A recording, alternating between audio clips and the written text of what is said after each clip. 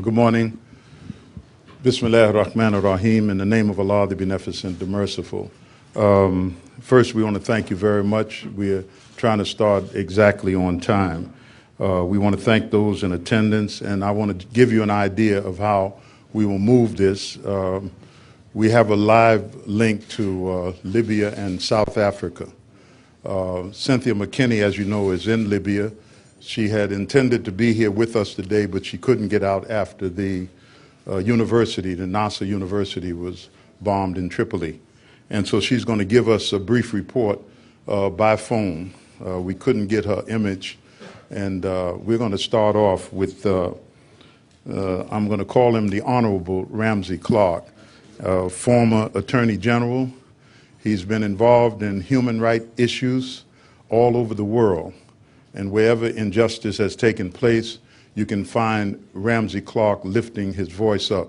So we're honored to have him to lift up his voice in his own way of what's happening in North Africa, Libya in particular. So I'd like to bring Ramsey Clark to the mic.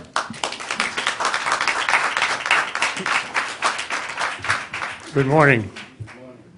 The crime of the moment is a murderous assault by the United States, the United Nations, and NATO on the people of Libya. It's the last in a long line of assaults on Arab and Muslim peoples. For 20 years now, the cradle of civilization, Iraq, has been systematically attacked and destroyed under the leadership of my country, the United States. We see the long struggle in Afghanistan. We see drones invading the sovereignty of Pakistan and threatening to invade the sovereignty of Yemen. There's no end to it. The United States has supported dictators over the Arab people for years and years. We supported Mubarak to the very end, in spite of the patent, massive revolution of the people. Finally, after suffering under Sadat and Mubarak, because of the United States backing there, and it has to end. We tried to assassinate the leader of the Libyan people in 1986. It was a sneak attack. Planes from Lakenheath Air Force Base in England, flying all the way around the Iberian Peninsula and coming through the Straits of Gibraltar, coming right off the sea. And what did they hit first? They hit the compound that we're seeing every day on television. They hit his office. They hit his tent out in the compound there. They hit his home. They killed a daughter. This time they've killed 3 grandchildren. Is there no end to it? Is there no decency? Are the people of the planet powerless to end such tyranny and violence?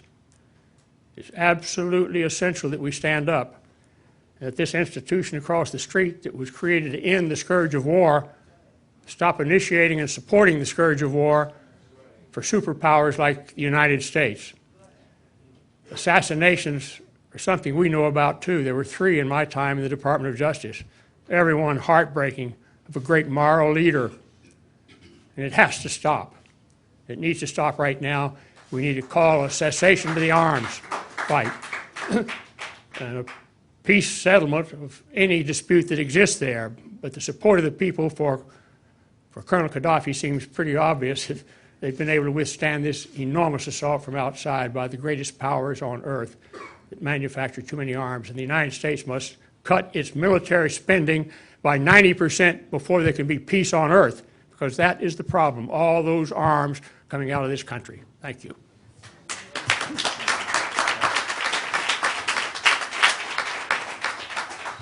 We want to thank Ramsey Clark. Next, I'd like to introduce the chairperson of the December the 12th movement. She has been involved in human rights struggles, not only inside of America, with all of our prisoners that we have left on the wayside who struggled for us for justice during the days of the Black liberation struggle, but she's been involved internationally across the world, attending conferences and fighting for human rights causes. She's well known in New York and throughout America as a real fighter, Sister Viola Plummer.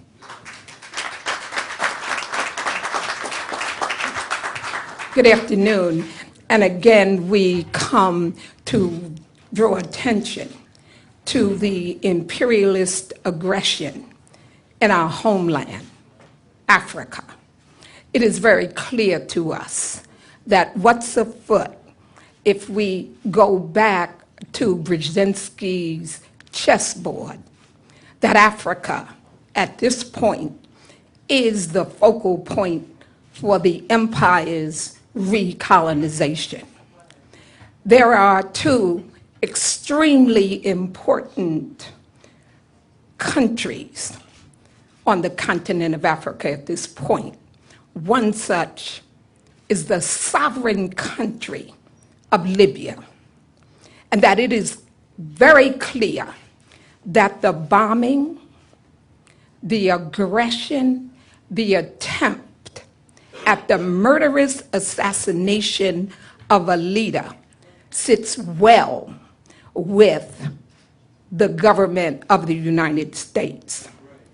We are calling on African people throughout the United States, and I say African people in particular, because it is Africa. It is Africa which is at this time in the crosshairs.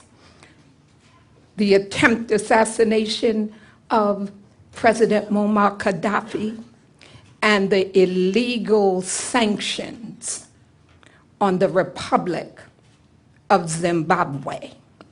These two countries are the stalwart countries who resist the militarization of the continent vis-a-vis African. So that we're calling on people throughout the United States to join us August 13th, here in Harlem, where we're calling millions of our people to understand our relationship between here and Africa, between the United States and Africa, that we are under attack, and that we must mobilize the millions of our people, because we are clear from the teachings of Dr. John Henry Clark that it must be Pan-Africanism or we perish. Thank you. Thank you. Viola said August the 17th because that's Marcus Garvey's birthday, and it's kind of etched in her brain. But next is Sister Cynthia McKinney, former Congresswoman from Georgia, an international activist throughout the world. She lost her seat because of her activities in championing the cause internationally of people who are oppressed and even her own government. So she's in Tripoli now. She's on the phone. She's going to make a brief statement, and we're going to ask her to stay on the line until the end of the press conference. Cynthia, can you hear me? Yes, I can. Thank you, Akbar. I would just like to say that the international media are here. U.S. media are here, but the truth is nowhere to be found. Since I have been in Tripoli and its metropolitan area, I can say that I have been an eyewitness to terror, an eyewitness to NATO terror. I have seen this terror in people's homes, in the mosque, at schools, and even at community parties. No place is safe. The House of Representatives cut off the funding, and yet there was a 24-hour news blackout in the United States. The American people didn't even know what their own Congress had done because the U.S. press refused to broadcasted. It is correct that the first casualty of war is truth. War is a racket, and nowhere is that more evident than right here in Libya.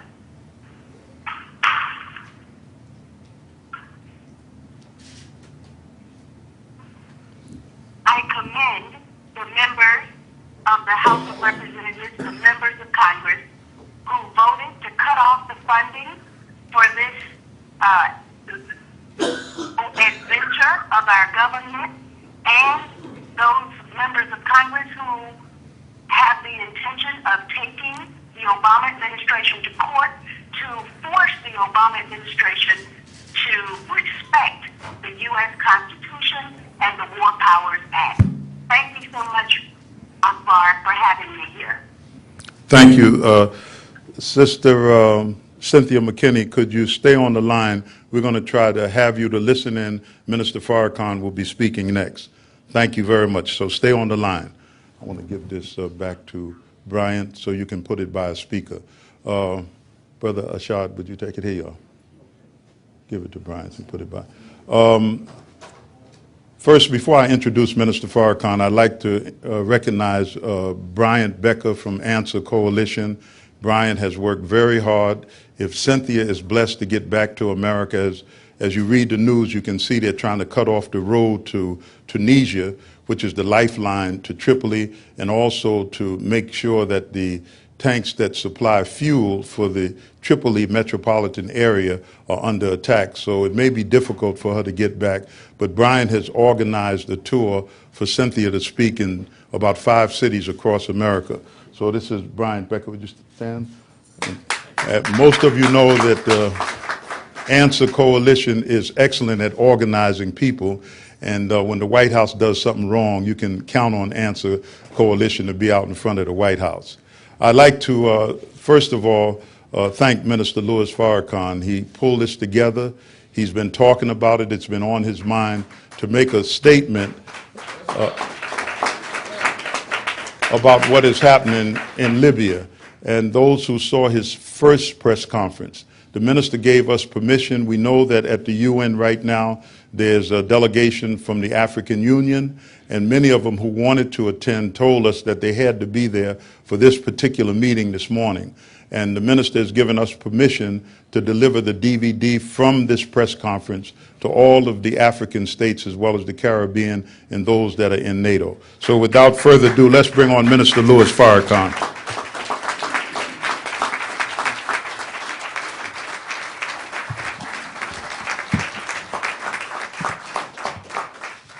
Thank you. In the name of Allah, the Beneficent, the Merciful, we give him praise and thanks for his goodness and his mercy to the human family. That whenever any member of this family strays from his straight path and earns his displeasure, before he punishes, he always raises from among the people a prophet or a messenger to whom he gives what is called divine revelation, by means of which that people can be guided back to his favor. And we thank him for these prophets and messengers of God, Moses and the Torah, Jesus and the Gospel, Muhammad and the Quran. I am a student of the Honorable Elijah Muhammad, and I could never thank Allah enough for his intervention in our affairs in the person of Master Farad Muhammad, the great Mahdi, who came among us and raised from among us the Honorable Elijah Muhammad, particularly to reform black people in America and to raise black people in America, black people throughout the world, and to warn America and the world of what is happening now and will continue to get worse.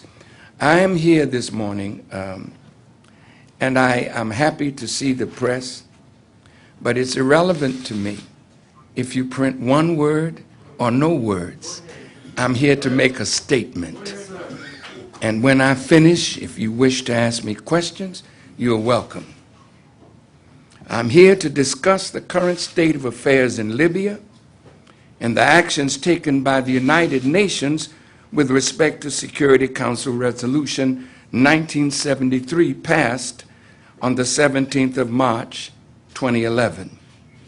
I'm addressing my remarks to the United Nations and all those who have joined to destroy brother leader Colonel Muammar Gaddafi and the Libyan Jamahiriya.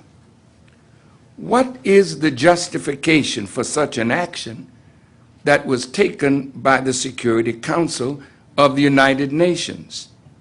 If the Security Council passed Resolution 1973 to protect the civilian population of Libya from the so-called evil intentions of the leader of Libya, why then is NATO, under the auspices of the Security Council, forgetting about humanitarian concerns and now using Resolution 1973 as a pretext to assassinate Muammar Gaddafi and create regime change?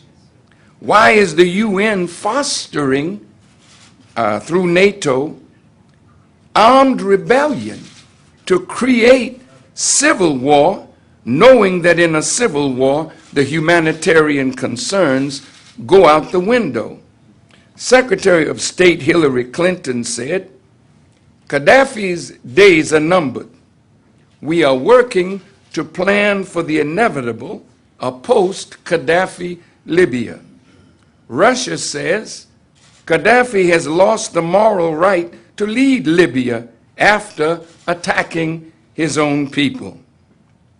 The actions of NATO, along with the United States, Canada, Qatar, and members of the Arab League, engaging in this errant behavior, are creating conditions that will ultimately bring about the destruction of the United Nations and all those engaged in this action.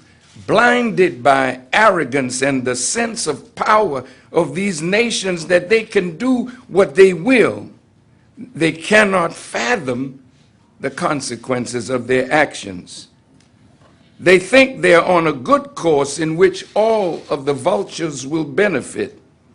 But in the end, all of you will see that you have signed on to that which will ultimately bring about your utter destruction. What has Muammar Gaddafi done to deserve what this united coalition of demons is putting on him? They say that he has lost the moral right because he has killed his own people.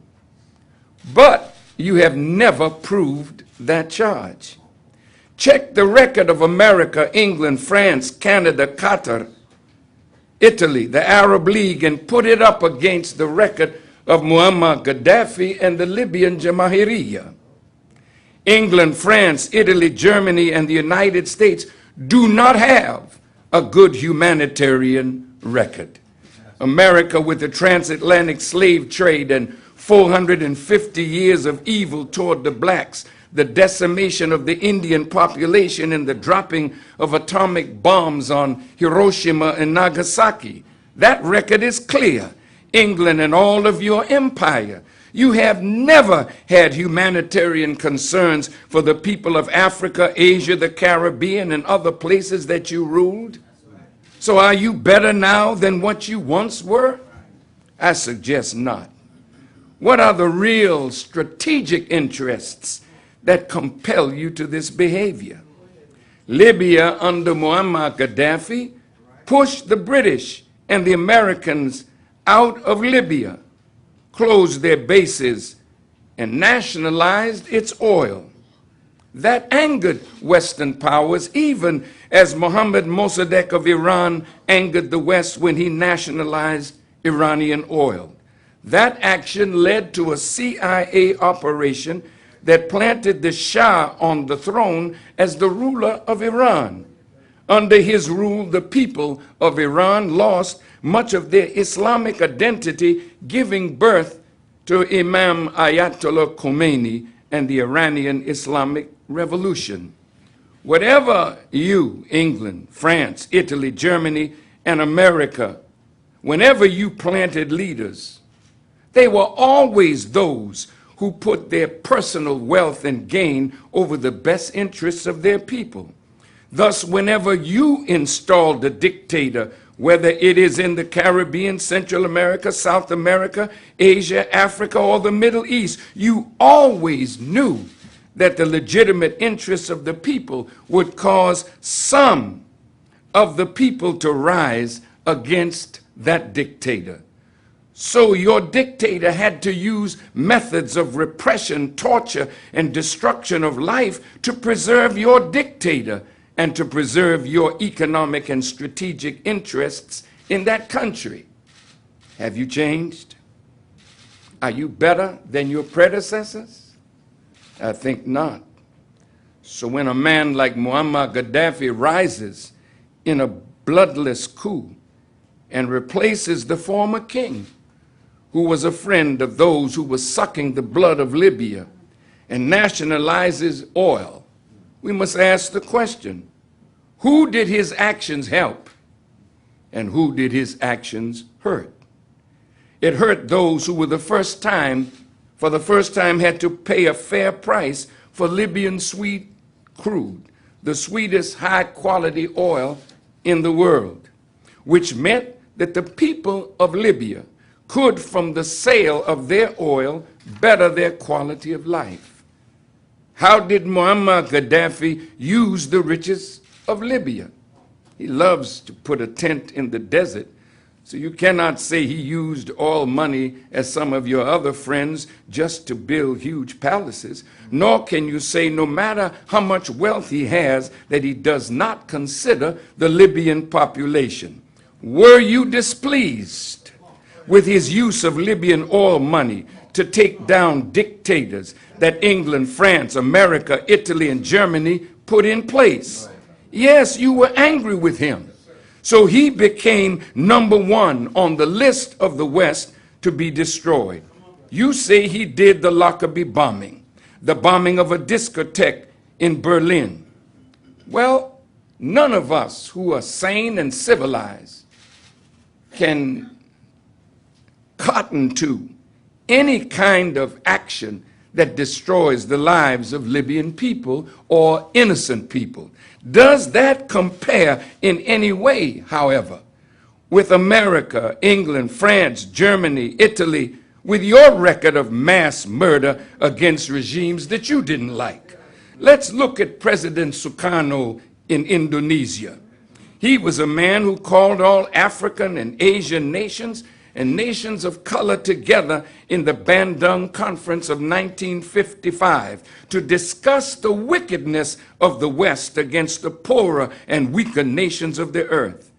How many hundreds and thousands of lives were lost when Sukarno was overthrown in a CIA-sponsored coup? Estimates range from between 250,000 to 500,000 deaths. Have you changed?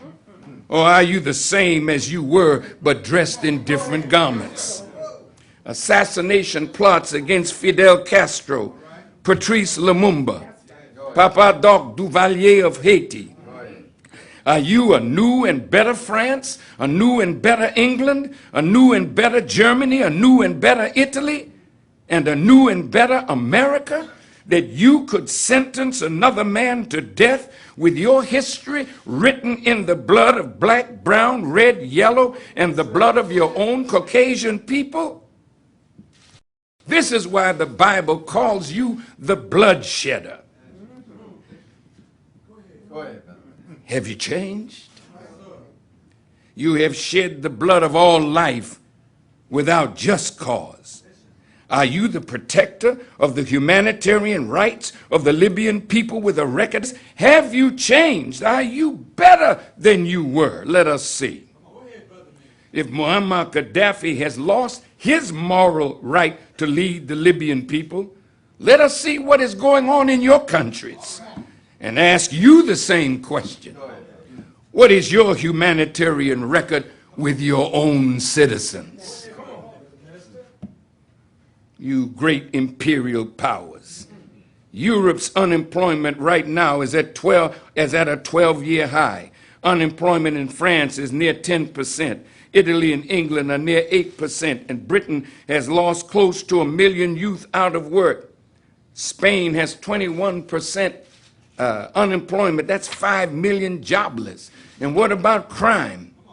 Britain's violent crime record is worse than any other country in the European Union. The UN itself found that the crime rate in England is worse than in America, and both make the crime rate in Libya look almost non-existent. Libya ranks 61 in the world in their incarceration rate. Russia is number 2. The United States of America is number 1. Can you lecture Muammar Gaddafi and call him a madman? No, shut up and listen. I'm not here for applause. Excuse me. It's disturbing. I'm asking a question. Can you lecture Muammar Gaddafi and call him a madman? When if the leader of a country is mad, would not that be reflected in the citizens of that country? In the crime of rape, Sweden, Britain, Belgium, Norway, Israel, Denmark, Spain, France, Russia, Canada, Japan, and Germany all lead Libya. If he has lost the moral right to lead his people, what about you?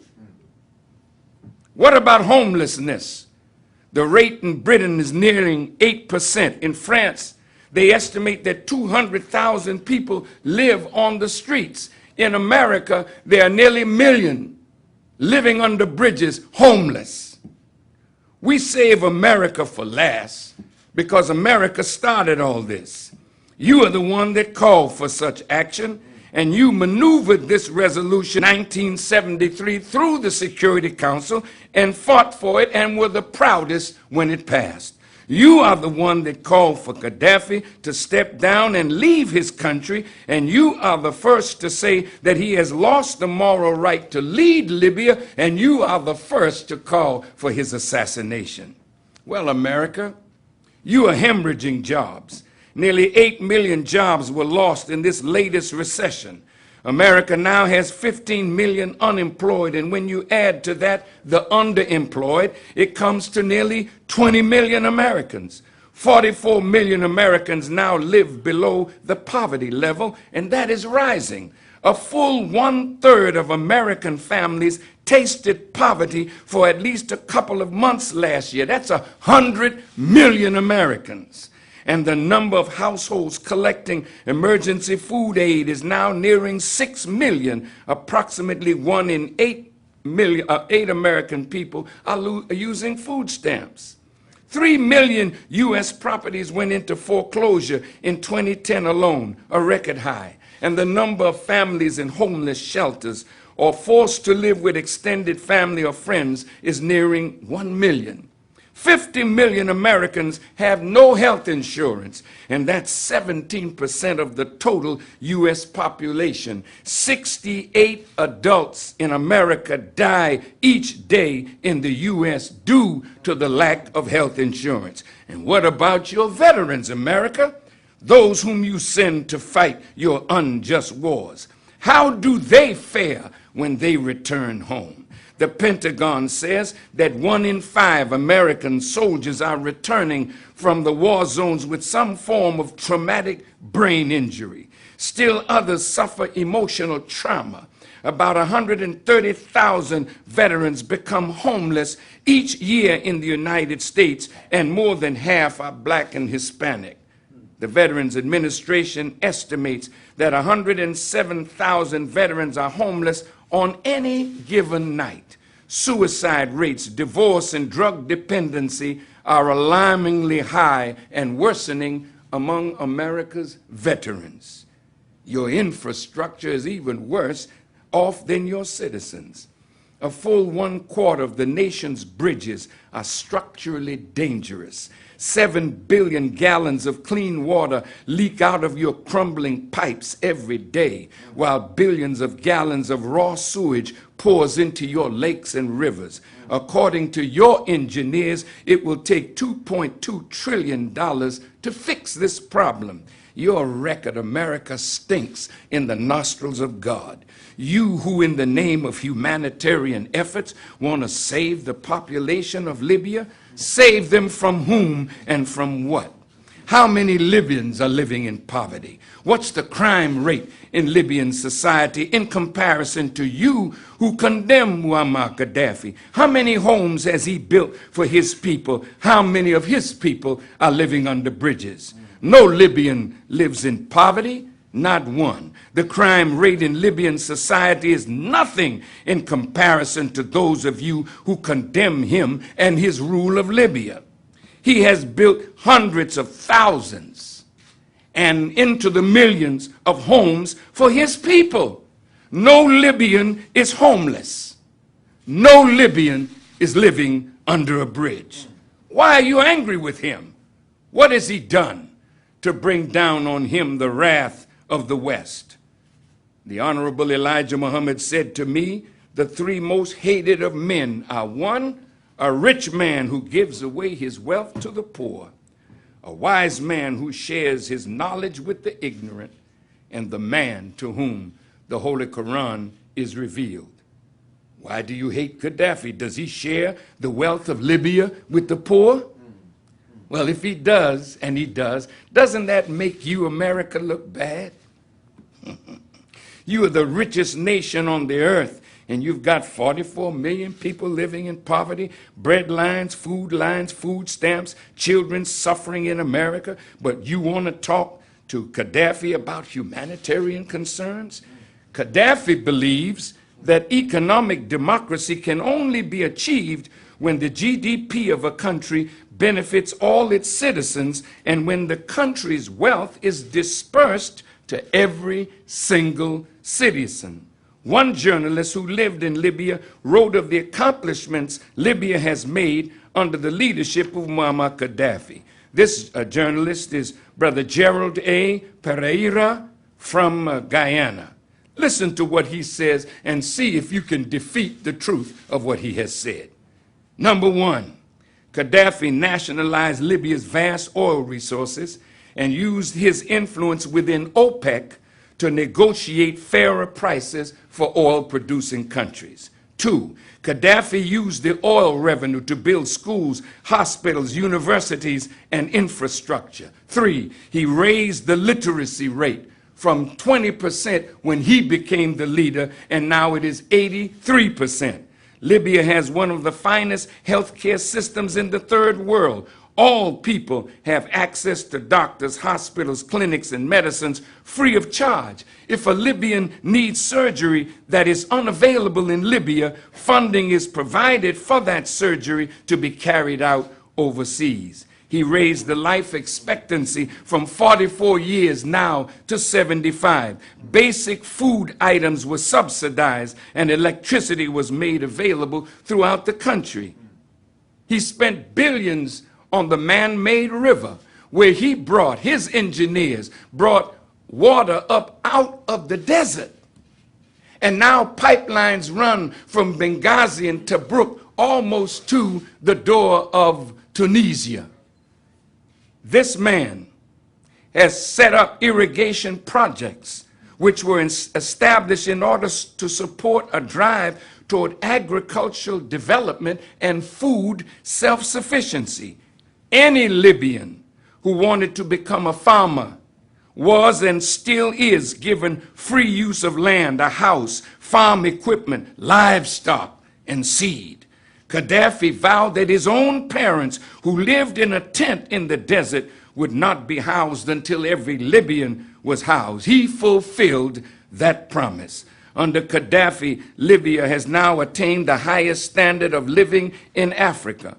Listen to this. Money from Libya's oil revenue is deposited into the bank account of every Libyan. Women have full access to education, employment, and he has enabled women to serve in the armed forces. This is most important. Gaddafi was the first and only leader in the Arab world to formally apologize for the Arab role in the trade in captured Africans. Gaddafi acknowledged that the black Africans were the true owners of Libya and proclaimed in his green book, the black race shall prevail throughout the world. Pereira writes, imperialists fear a united Africa which would completely alter the balance of power globally. The well-documented fact is that if Africa stopped the flow of all resources and raw materials to the Western nations for just 1 week, the United States and Europe would grind to a halt. Nelson Mandela, the one whom you claim you love, called Muammar Gaddafi one of the 20th century's greatest freedom fighters and insisted the eventual collapse of the apartheid system owed much to Gaddafi and Libyan support. With no justification, real justification, you put Libya under sanctions for 10 years. He couldn't buy this or that from this country or that. So he was forced to turn inward. And under sanctions, he has produced a country in which everything in it is paid for. It has no debt. Then the ultimate crime of Muammar Gaddafi was to tie the Libyan dinar to gold. Even more than Russia, China is the only one that has more gold than Libya, according to what we have read.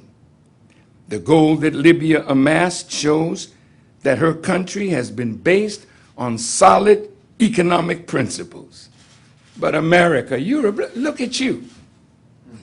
America is now drowning in $62 trillion of debt if you include Social Security, Medicare, and other entitlements.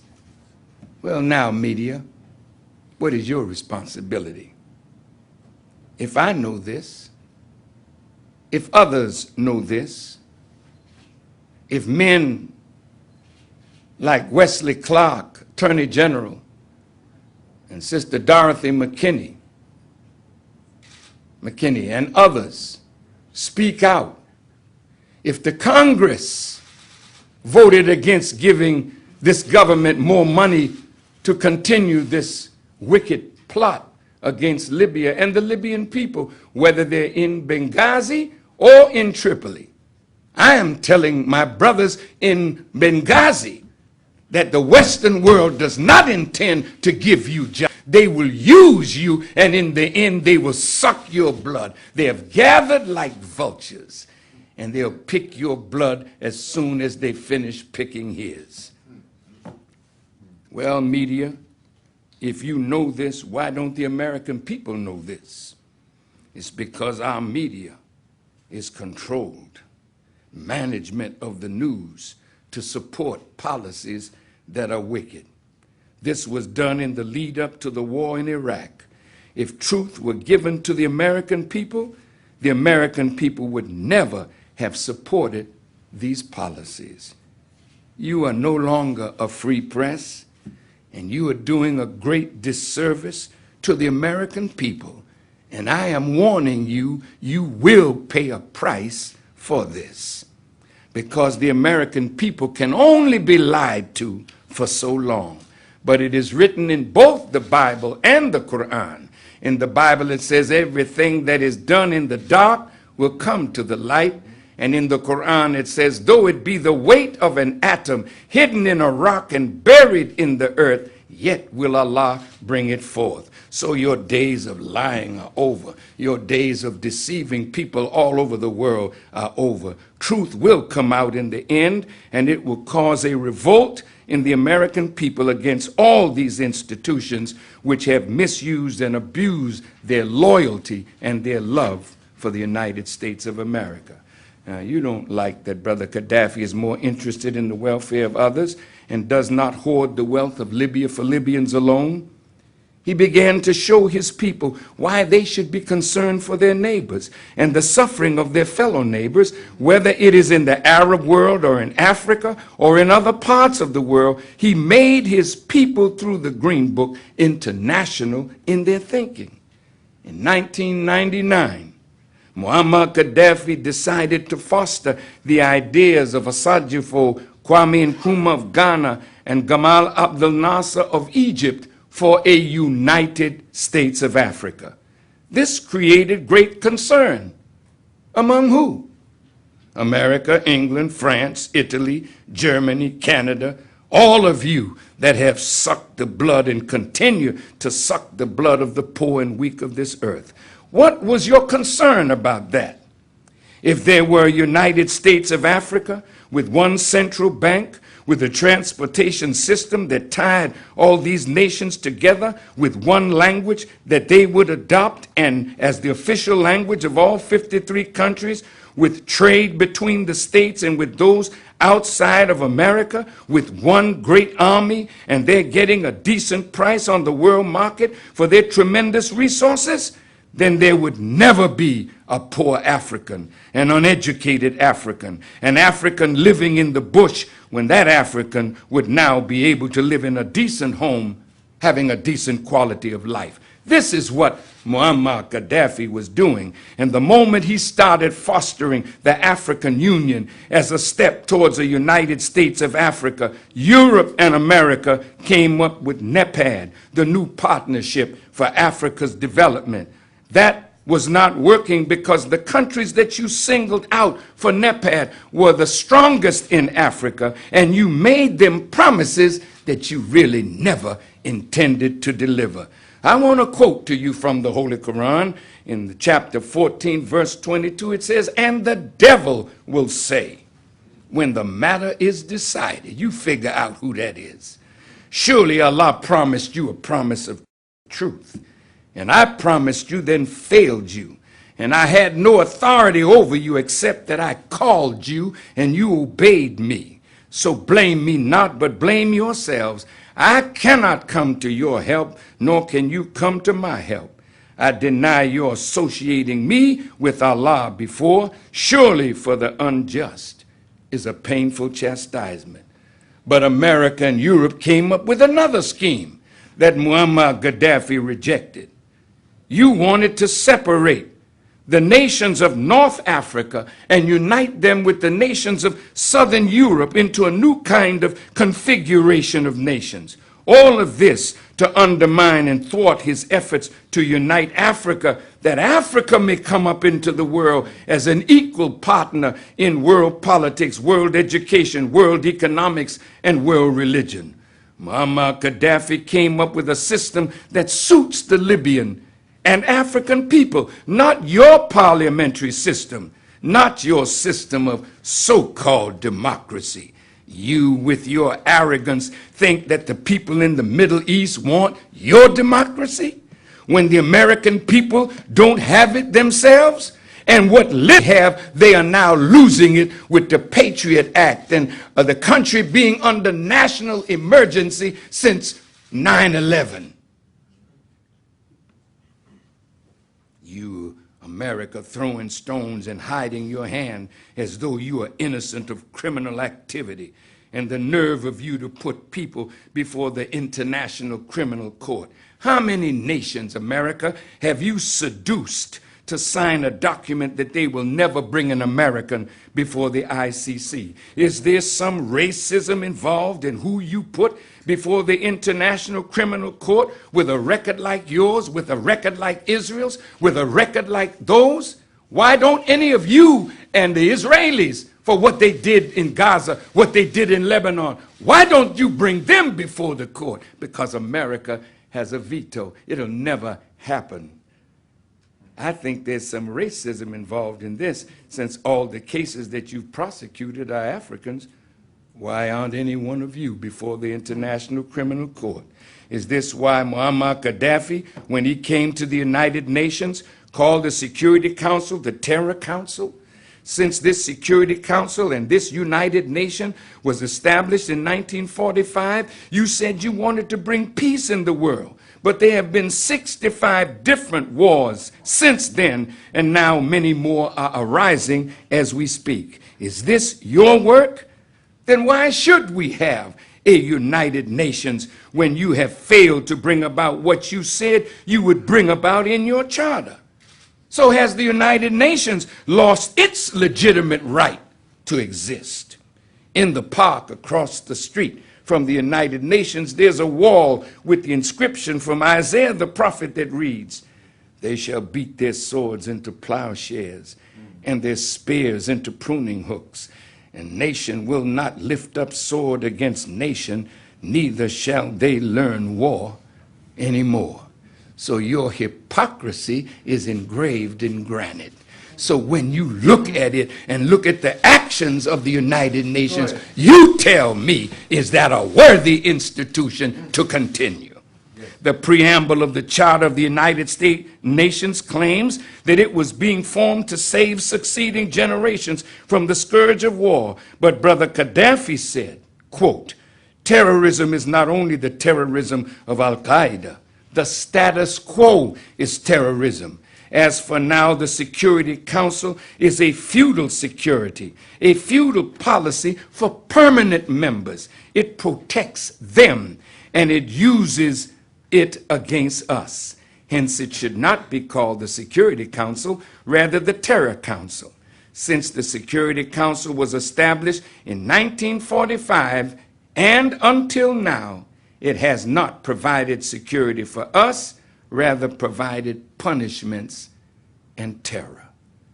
Has the United Nations lost its legitimate right to exist? Shouldn't this institution be done away with or completely reformed?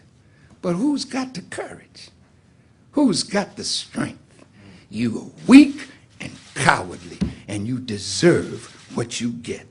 America is ruled by special interests, not by the needs, rights, and interests of the American people. And you dare to say that the Arab world that is rising wants your democracy? No. They want liberty, they want justice, they want equity, they want a government that serves the needs, rights, and interests of the people. That's what they want, and this is why Muammar Gaddafi said, this is not Egypt, this is not Tunisia, this is not Bahrain, this is not that, because he has looked out for the needs, rights, and interests of the Libyan people. That does not mean to say that there's no dissatisfaction in Libya, and whether that dissatisfaction is legitimate or not. But if there is dissatisfaction, then let the Libyan people come together and sort out their problems as intelligent, civilized people should do. But it is your intervention. The American people want the same. They're angry with their government. So let me ask this question. Since you said Gaddafi is an illegitimate leader, what is the polling of the American leadership toward their leadership? What is the polling of the American people toward Congress, toward the Supreme Court, toward the executive branch and its leader, the President of the United States? 50% of Americans disapprove of Obama's job performance.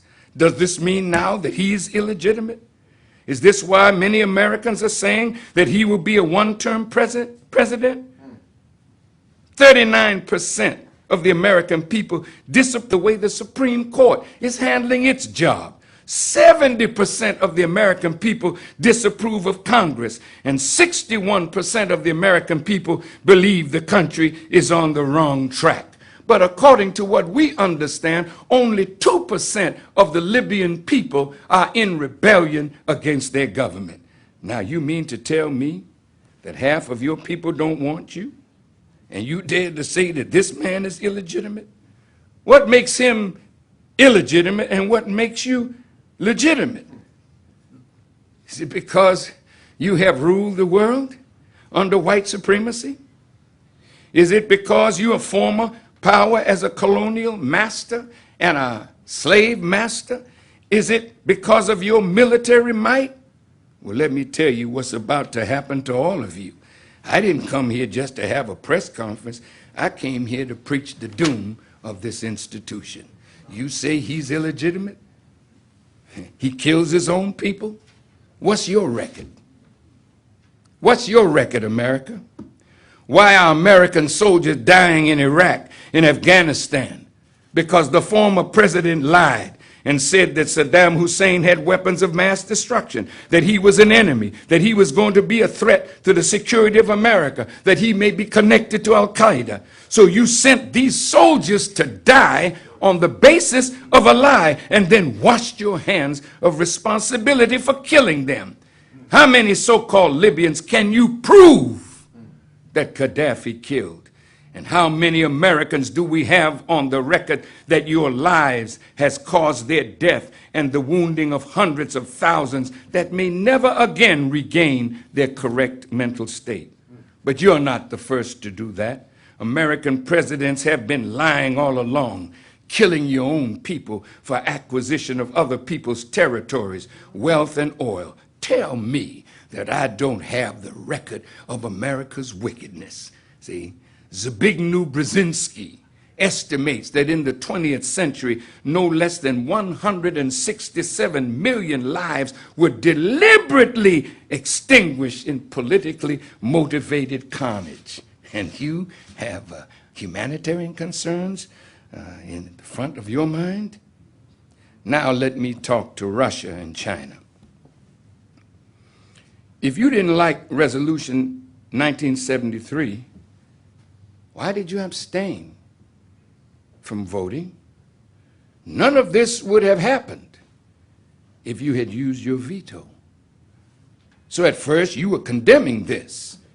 Now you have joined the voices of the West, asking Gaddafi to step down and claiming that he no longer has the moral right to lead the Libyan people. And you said that if he steps down, you will be his protector? That's a joke. Has the West promised you, Russia and China, some of what they intend to steal from Libya? And I say to my brothers and sisters in Benghazi, if you think they're not planning to use you to steal what's under your foot, not for your benefit, but for the benefit of the Europeans that you will have to praise if you come to power. Their game is always the same. They have never changed, and they have not changed now. The snake may have shed the old skin, but the snake is wearing the same new skin, just looks fresh, new. Well, China and America, I'm sorry. If you thought it was wrong, you had the right to bring it back before the Security Council. And you still have the power to do that because you are strong members of the Security Council and you both have the right of veto.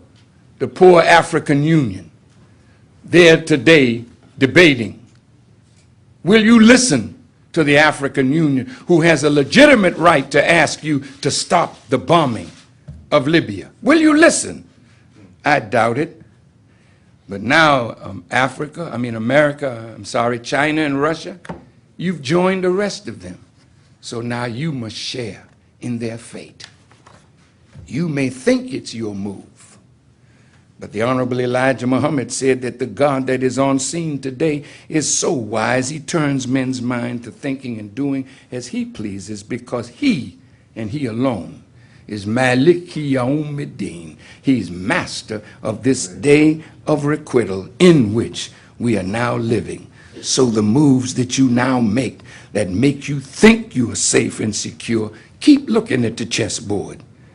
And soon you will see your pieces coming off the table. Your governments will soon be laying, and some of you who have plotted against the peoples of the world will be seen on the back of pickup trucks driving through the streets of America, and the American people throwing stones and raw garbage at you.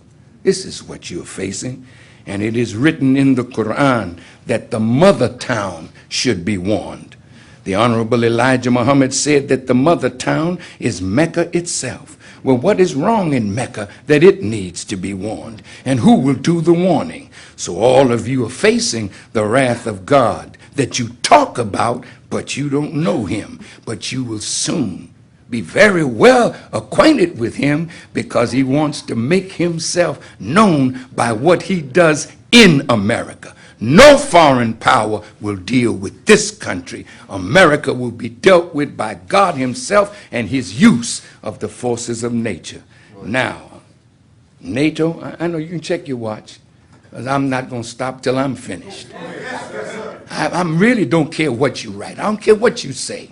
I'm making a statement. You can take it or leave it. NATO and America are trying to recolonize Africa through AFRICOM. My question to African leaders is, will you allow it? Out of fear of the so-called power of the West, will you bow down and carry out their will, which is against your best interest and the interest of African people worldwide? If African leaders don't stand up today, then you will find yourself facing the wrath of the fast awakening African people. Look at the arrogance of Hillary Clinton, the Secretary of State, speaking in Addis Ababa, the capital of the African Union. That's some gall to go right to us and tell us like children what she wants us to do. See, this is your arrogance and your hypocrisy that will end your world. Let me tell you what she said. It is true, over many years, Gaddafi played a major role in providing financial support for many African nations and institutions, including the African Union. But it has become clearer by the day that he has lost his legitimacy to rule, and we are long past time when he can or should remain in power. What you're saying, Mrs. Clinton, is for yourself. Your legitimacy is gone. And maybe you and those like you have lost your legitimacy, and you soon will not be in power. Listen to what she said. I urge all African states to call for a genuine ceasefire and to call for Gaddafi to step aside.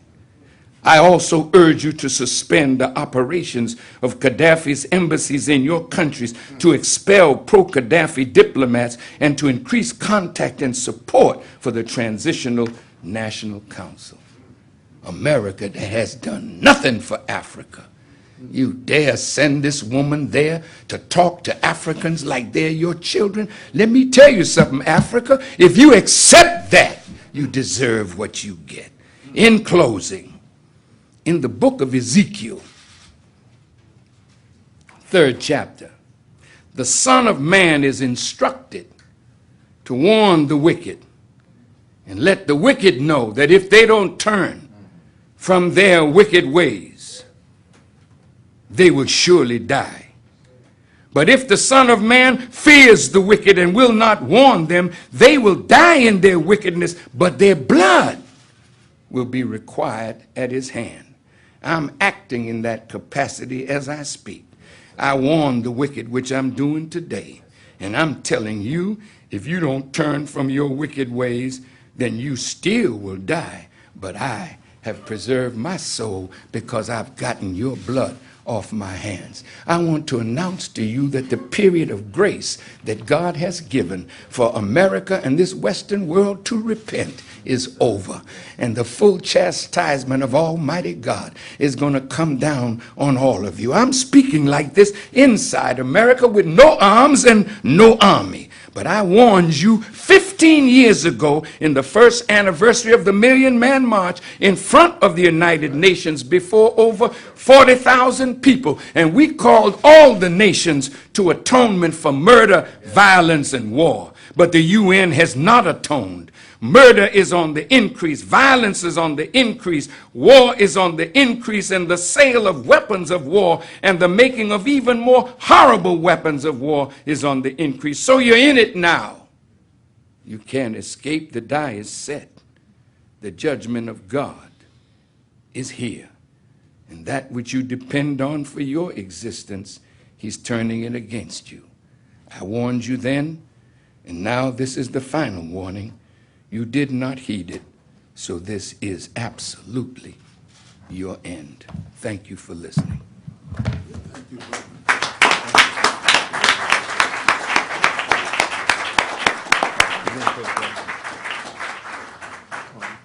Minister Farrakhan will now take questions. If you would please kindly state your name and affiliation. The minister, he wrote a letter that to the leader of the Libyan revolution, and he wants to read that letter to you before we start the questions. Be patient for a minute. Thank you. I thought I would make it an open letter because I don't want my government to think that I would be writing their nemesis words that I wouldn't share with you. So you'll never be able to say I did something in secret. So this is my letter to Muammar Gaddafi. It reads as follows. Bismillah ar-Rahman ar-Rahim.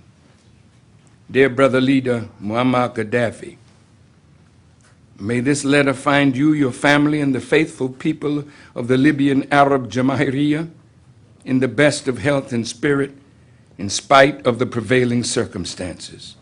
Please accept on behalf of myself, my family, the members of the Nation of Islam, and all in America whom you have helped, our deepest sympathy on the loss of life of your son and 3 grandchildren. It is written in the Holy Quran that no soul dies but with the permission of Allah. We may not know Allah's purpose in permitting what is happening in Libya, but again, Allah says in the Holy Quran, whenever a misfortune befalls the believer, he says, Allah is my patron, and to him is my eventual return. I am deeply, deeply troubled over what I see happening to our beloved Libya and our brother leader, Muammar Gaddafi. We are drinking of the bitter cup of betrayal, which is prophesied to come to us in the last days of this wicked world, to separate from among us those whom Allah God will use in the building of his kingdom, and those who are marked for severe chastisement and utter destruction. I observed those whom you trusted, Prime Minister Berlusconi of Italy, President Sarkozy of France, Prime Minister Cameron of the United Kingdom, and President Obama of the United States of America, who have joined forces with the weak Arabs from the Arab League and others to join the enemies of righteousness and justice to destroy you in the revolution that brought about the rise of Libya into her present strength and greatness. These betrayals hurt deeply, but probably not as much as the betrayals from within your inner circle. To hear that Russia and China, supposed friends, are now asking you to step down, and the president of Russia promising you their protection and a place for you to go, this to me is laughable. Anyone who will ask you to step down, step aside, and leave the country because of what America, NATO, and others are doing does not understand the resolve of a true Muslim. Allah warns us in the Holy Quran, O you who believe, take not my enemy and your enemy for friends. Would you offer them love while they deny the truth that has come to you, driving out the messenger and yourselves because you believe in Allah your Lord? If you have come forth to strive in my way and seek my pleasure, would you love them in secret? And I know what you conceal and what you manifest, and whoever of you does this, he indeed strays from the straight path. Allah and Allah alone is your and my protector. The Holy Quran teaches only Allah is your friend and his messenger and those who believe. We know that Allah and his messenger are our true friends, but we do not know who the believers are until they have been tried and found to be true. My dear brother leader, in the general orders that we were given by the Honorable Elijah Muhammad, whose desire was to make us brave fighters, willing at any time to give our lives for Allah's sake and righteousness, it states in General Order number 5, do not quit your post until properly relieved. Allah put you on your post, and neither NATO, the President of the United States, or the Arab League, or anybody else has the power or authority to tell you to quit your post. Elijah Muhammad told me die on your post. These next few words, again from the Holy Quran, are for the believers. It is written in the Holy Quran, surely I'm going to try you with something of fear, hunger, loss of property, loss of life, and diminution of fruit, but give good news to those who are patient and steadfast under trial. Again, Allah asks the question in the Holy Quran, do men think that they will be left alone on saying, we believe and will not be tried? And indeed, we tried those before them, so Allah will certainly know those who are true, and he will know the liars. In the life of Prophet Noah, he was under such great strain, he asked Allah, when will my help come? And Allah answered, your help is nigh. Your help, brother leader, is nigh. Be patient and be resolved that it is Allah and Allah alone who will deliver you and me as he delivered those before us from the wicked, evil intentions and harm from our enemies. I know that what you are suffering will soon come to me, Louis Farrakhan, and the Nation of Islam. And I pray that the guidance that I give to you, that Allah will make me and us strong enough to be that as Allah has asked the believers to be. In closing, the last two surahs of the Holy Quran are called the chapters of refuge. And my plea to you is to seek refuge in Allah and know that if it pleases Allah, he will deliver you and with you the Libyan Jamahiriya. My dearest of brothers, know that no death can touch Muammar Gaddafi, for it is written in the Holy Quran, quote, and speak not of those who are slain in Allah's way as dead. Nay, they are alive, but you perceive not. The great work that you have done will live regardless to what happens. The work you have started by Allah's grace will be furthered by those who love you and those who know the value of what you have contributed to Libya, Africa, and the world. Remember, brother, Allah says he will never waste the work of a worker. I will do all that I can to help, but Allah's help is sufficient. Thank you for reading these words, and I pray that in these words you'll find comfort, solace, guidance, and strength in the words of Allah, the Lord of the worlds.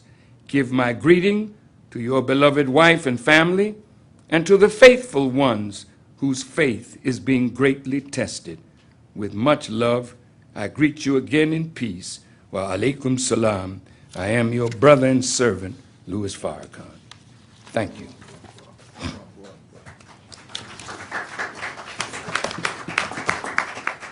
Now you may continue, brother. Thank you very much. Minister Farrakhan, my name is Nellie Hester Bailey. I am from WHCR Radio 90.3 FM in Harlem and Black Agenda Report, an internet radio program. Sir, despite NATO's being in violation of UN Resolution 1973 and the U.S. Congress cutting off funding for the war, NATO appears to be determined to carry out the murder of Muammar Gaddafi. What will that impact, if in fact it occurs? What is that impact on Libya, on the region, and the upcoming presidential election, specifically the re-election of President Obama?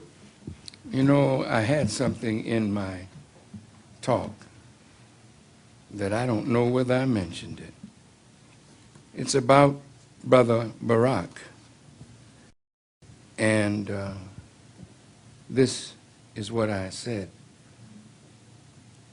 I said, dear brother, be careful about the assassination of Muammar Gaddafi and others in the Muslim world. Could it be that while you and your staff are planning the death of Muammar Gaddafi, could it also be that members of your own Democratic Party are plotting to betray you? Could it be that right now, while you are planning for your second term, that there are those in your party want you for a second term, and definitely the Republicans want you to be a one-term president. So like Abraham Lincoln, who was prosecuting the Civil War and doubted that he would be reelected, won a second term, but this so angered the opposition that it was then that his own reelection inspired his assassination. Could that be going on right now under your own nose? Think, dear brother, before you act, because as the Bible puts it, God is not mocked. As a man soweth, the same shall he also reap. And as Obadiah the prophet said, as thou hast done, so shall it be done unto you. If they're successful in killing Brother Gaddafi, this is not going to be the end. This is the beginning of horrors, as you will see. Gaddafi wasn't in some tent twiddling his thumbs. He was working for the good of the African people. The African people will rise. NATO, and I'm sorry, America, I'd gotta say it, you know, because I heard it from the mouth of the Honorable Elijah Muhammad. Europe is finished. All of you that love war, you'll be drowned in your own blood. As it is written, those of you who love to shed the blood of others, Allah will make you drunk with your own blood as with sweet wine. Europe is headed for war as we speak. Yes, England, France, Italy, Germany. The Honorable Elijah Muhammad told me that at the right time to tell you that Europe is the graveyard of the future. And all of you that ran to Europe, to your former colonial masters, it is written that everyone will have to go to their own and find refuge under their own vine and fig tree. And as Europe is trying to push out the Africans, push out the Pakistanis, you would be wise to prepare yourself to get out of there or die there, because the future for Europe and America is bleak. Very, very bleak. China and Russia, oh, you all will be in war. You like it, so Allah's going to give it to you. You'll have war soon. Mark my words, not my words, the words of a man who was taught by God, and you will face every word that he spoke. And you remember what you heard today, that a man, a real man of God, was in your midst. And every word that I speak, you will face it. Thank you. Yes, sir. Good afternoon, sir. My name is Masood Haider. I represent Daily Dawn of Pakistan. Minister, I'd like to know, since you have issued an all-virtual indictment of United Nations, and also you have suggested that there could be a way to stop the NATO attacks into Libya, what is it that you envision? In place of United Nations, what is it that can be created that can replace it? Are you a Muslim? Yes, Are sir. you a Muslim? Yes, sir. Good. And, Well, the other thing I want to know, how do you envision that there could be another resolution that can be brought about and stop this war in Libya? Well, I'm not familiar with all your twists and turns of the United Nations, but Russia and China have great strength.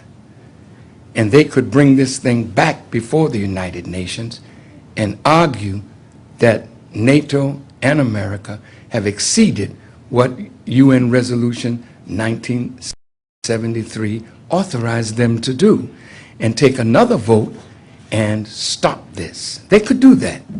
Now, what will replace the United Nations? This is a sham. So I ask you a question, if you believe in Allah, if you're a Muslim, because it's written that Allah himself is going to set up a kingdom on this earth of peace and justice. So all that's happening is to remove all of this fictitious dream of a few that rule the many, that they will continue their rule, their time is up. I'll say it again, loud and clear. Your time to rule is up, and your rule will end in war, and America's power will be broken in war. These are the words of the Honorable Elijah Muhammad that I stood with to speak. Now mark those words down and watch. I've given you tomorrow's headlines today. Yes, Brother Minister, my Yes. name is Dashan Farad. I represent the Amsterdam News. I would like to know, do you feel that President Obama is being motivated by unseen forces to attack Libya? There is no doubt. When Brother Gaddafi went into office, look at the sweetness of that man in his heart. Everybody that wanted change in America just about fell in love with this man. And that is what he actually wanted to do. But look who he's surrounded with. He brought around him in economics the crowd from Goldman Sachs. What does that mean? He's not an economist, he's a lawyer by profession. So he trusted economists, and they, I would say they persuaded him to get a bailout. Did the bailout bail us out, or did it bail out Wall Street? See? So no, he's surrounded by the people that are Zionist controlled or Zionists. In fact, when he was elected, a Jewish man in Chicago said that as Clinton was the first black president, Obama is the first Jewish president. Now you can take it or leave it. He was not elected to serve a black agenda or to do good for us. He was voted in to be the black face on a white agenda. And he's not escaping it. He's caught up in it and will pay the consequences for it. Thank you. Take two more questions. Thank you for taking the time to record U.S. crimes. My name is Sarah Flounders from the International Action Center, and if you could please comment more on the role of Farrakhan in really the recolonization and plans for new wars in Africa. I guess just as America planted Israel in the Middle East, and there has not been any peace in the Middle East ever since Israel was established, now she's planting Farrakhan in Africa, not for the purpose of helping Africa. See, the enemy always comes in with so-called good intentions. That's how he deceives you. He speaks the right word, but his actions do not follow the good that's in his words. And Farrakhan is definitely a plant in Africa, using a black face to start this, to make it acceptable. This is why they use Colin Powell to say to the UN that Saddam Hussein had weapons of mass destruction. They use a black man that had a good track record. So you could trust his word. But he set the CIA behind him because he was not sure that their intelligence was right. And America, instead of following truth and making policy according to truth, she twisted the truth to follow her policy. And so, my dear young lady, I really don't see the United Nations being able to settle anything, because now the whole world sees her for what she really is. And imagine all the little nations looking at her, seeing what she's doing. Now, some are going to cow down in fear because America and Europe's powers are so great, they fear that they can be wiped out like they feel Brother Gaddafi is going to be wiped out. Suppose he survives. I mean, look, it's going 90 days now. He survived. I saw him playing chess. I don't know if that's an old picture. It's a new picture. Well, see, I mentioned the chessboard. Suppose he survives. What then? What about the future of Europe and its dependence on that crude oil? Will he sell it to them? See, he got a good heart. Really. I sat with my brother some years ago, and I said, Brother Gaddafi, do not trust these people. I said, they want to get close to you, to destroy your revolution, and to destroy you. He patted me on my thigh, never said a word. But I said, I'm warning you, brother, this is their intention. When he opened the door, they came in, and they came in to destroy him. And since you're from Pakistan, brother, you know, the West is very afraid of Pakistan's nuclear capability. They love a weak man in power. Nawaz Sharif, who was elected by the people, was a stronger man.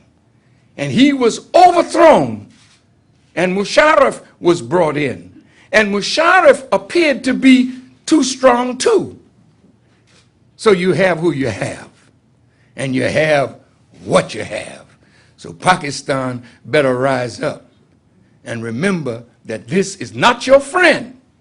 They're not a friend of Islam. And any pretext that will give them the chance to go in and try to take all your nuclear capabilities, this is what they're after. And they only need any pretext. And so be careful, Pakistan. You're a great nation, but remember, Satan is always busy seducing the righteous. I hope I helped in answering your question. Two more, and that's it. Yours and the next one. That's the last one. Oh, this is the last one. Okay, yes, sir. Thank you, Minister Muhammad. My name is Donald Wingfield. I'm with the Black Star News. You already have given Obama not to go into Libya, and they went in anyway. What should the African people be doing today, right now, to stand up in the streets to stop this White House, to cease and desist from going any further attacks into Libya? Thank you. Since we're coming up on a new election season, and my sister is organizing a huge rally in Harlem. See, we have to stir African people, and they have to know what is going on that is damaging to African interests. And if we rise as a people, particularly in an election season, and let our brother know you can't count on our vote if this is what you're going to do, we put you in power to be a good man, and you have allowed these satanic minds to hook you in. So the book of Revelation said he's like a frog in the mouth of a dragon. You hear the frog beep, beep, beep, beep, but it ain't the frog. It's the dragon talking through the frog. He's not in power. He acts in power, but the powers are behind him. And you ought to know it. Any black man that stands up for white concerns is backed by powers that you don't see, but he feels it. And that's why he acts and reacts the way he does. You better wake up, black people, and not be deceived by the fact that a black man is in the White House. It's great that he's there, if what he does there helps us all. He's done something for gays, he's done something for unions, he's done something for this one, something for that one. Let's see what he does for black people and for Africa, not sending Hillary Clinton to Addis Ababa to tell Africans what to do. The nerve of her. And believe me, if she sent, well, he may have okayed it, but who sent her? Y'all better wake up. Thank you. Thank you. Assalamu alaikum. Minister Louis Farrakhan, thank you. We had a live feed to Libya and South Africa. They're going to play it in Libya again once they do the translations. Thank you very much.